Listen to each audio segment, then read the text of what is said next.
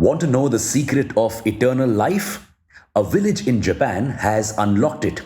The Japanese village of Okinawa has the largest population of centenarians, people who live to be 100 years old. Yes, science has made it possible for people to live longer now, but our birth rates are going down. So, who's going to take care of all the oldies? Who's going to run the economy? Welcome back to Revolution Read On, a daily podcast where we break down one story from the world of business and finance. Click on the subscribe button to never miss an update from us. Here's your story for today. By 2030, 1/6 of the world's population is going to be over the age of 60. So, this chunk of population won't be able to directly contribute to the economy. Plus, they'll also have to be taken care of. And if countries are unable to meet these goals, their growth rate could decline. Providing for such a large chunk of the population could also drive some countries into debt. So, countries need to rethink the retirement plans for their citizens. And while countries like India are still figuring this out, Japan has mastered this. More than 25% of Japan's population is over the age of 65, and this is set to go to 40% by 2060. So, Japan has been preparing to take care of its aging population for quite some time now.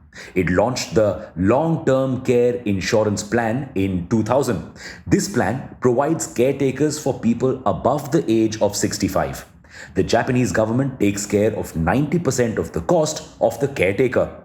Where does the Japanese government get this money from? Simple, from the people. The Japanese government makes people over 40 pay for this insurance scheme. And for this group of people, it is kind of an investment as the plan will help them in the near future.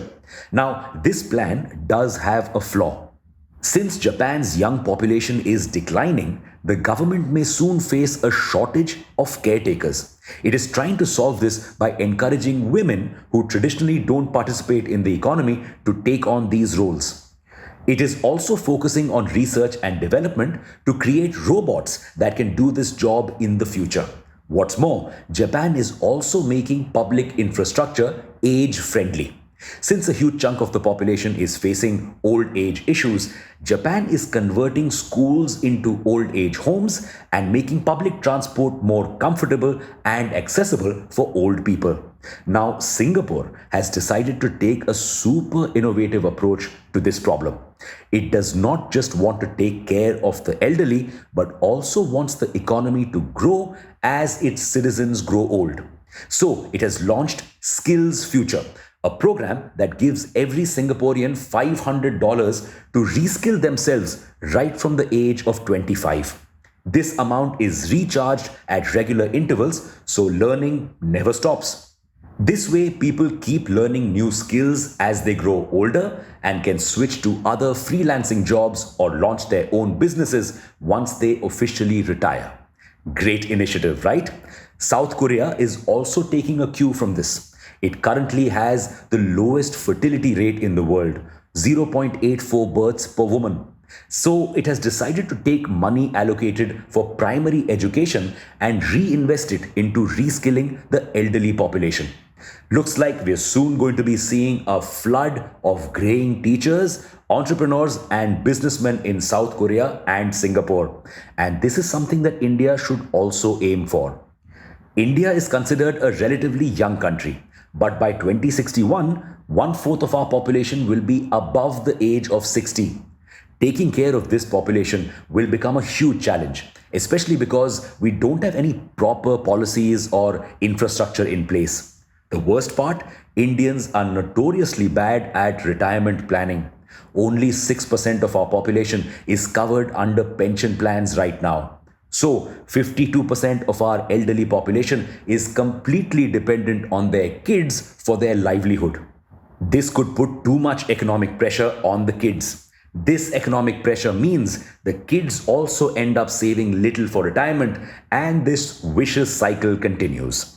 Now, India also has some schemes, mostly on the state level, that help our graying population. For instance, the government pays 90% of the costs of building old age homes. It has also launched welfare schemes to provide food and daily care items to the elderly. But that's not enough. To ensure that this graying population doesn't become a burden, but rather a pillar for the economy, we need to reskill them and make them financially independent. In a country like India, which spends only around 4.5% of its GDP on education, this is going to be a challenge. So, will India be able to overcome this challenge? And for now, it's a wrap. Thank you for listening to this episode. We'll be back with more tomorrow. Until then, read on.